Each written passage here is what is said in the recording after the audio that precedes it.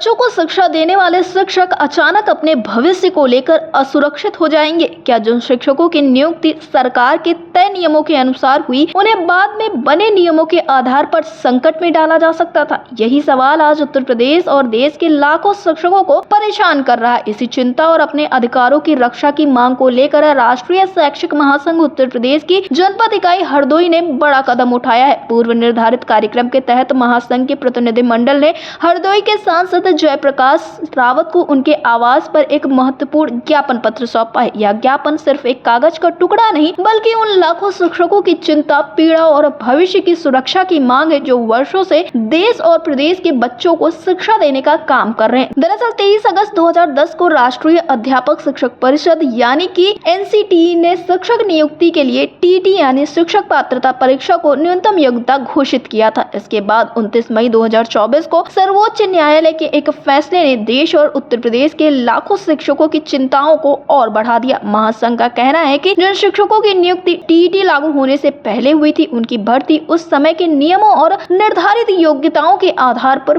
पूरी तरह वैध तरीके से की गई थी। ऐसे में बाद में लागू किए गए मानकों के आधार पर उनके अधिकारों और सेवाओं को प्रभावित करना न्याय और समानता के सिद्धांतों के खिलाफ है। जरा सोचिए, एक शिक्षक जिसने वर्षों तक गांव-गांव में बच्चों को पढ़ाया, जिसने अपने जीवन के कई वर्ष शिक्षा व्यवस्था को मजबूत बनाने में लगा दिया, जिसने हजारों विद्यार्थियों का भविष्य संवारने का काम किया, आज वही शिक्षक अपने ही भविष्य को लेकर चिंतित हैं। क्या उनकी नौकरी सुरक्षित होगी? क्या उनकी वर्षों की सेवा पर कोई संकट आएगा? क्या उनके अधिकारों की रक्षा होगी? इन्हीं सवालों के जवाब तलाशने के लिए राष्ट्रीय शैक्षिक महासंघ लगातार अपनी आवाज बुलंद कर रहा है। महासंघ के जिला संयोजक सचिन मिश्रा का कहना है कि संबंधित शिक्षक वर्षों से शिक्षा और राष्ट्र निर्माण में महत्वपूर्ण योगदान दे रहे हैं। ऐसे में शिक्षकों को असुरक्षा की स्थिति में छोड़ना न केवल उनके साथ अन्याय होगा, बल्कि शिक्षा व्यवस्था के लिए भी चिंता का विषय है। संगठन ने सरकार से मांग की है कि TET लागू होने से पूर्व नियुक्त सभी शिक्षकों की सेवा सुरक्षा सुनिश्चित की जाए, ताकि उनके अधिकारों और भविष्य पर किसी प्रकार का प्रतिकूल प्रभाव न पड़े। इसके साथ ही सरकार से आवश्यक विधिक और प्रशासनिक कदम उठाने की मांग की गई है, जिससे लाखों शिक्षकों की चिंताओं का स्थायी समाधान निकल सके। फिलहाल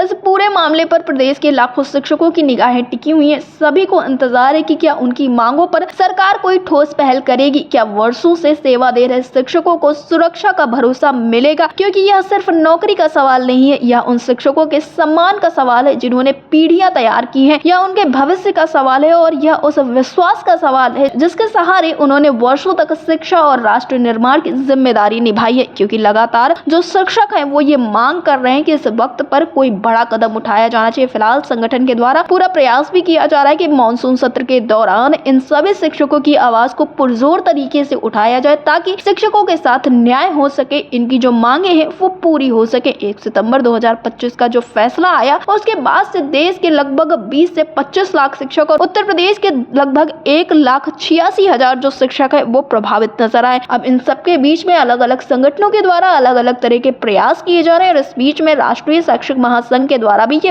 बड़ा कदम उठाया गया है। देखना ये होगा कि आखिरकार ये कदम कितना प्रभावी साबित होता है। डेस्क रिपोर्ट, अटल टीवी।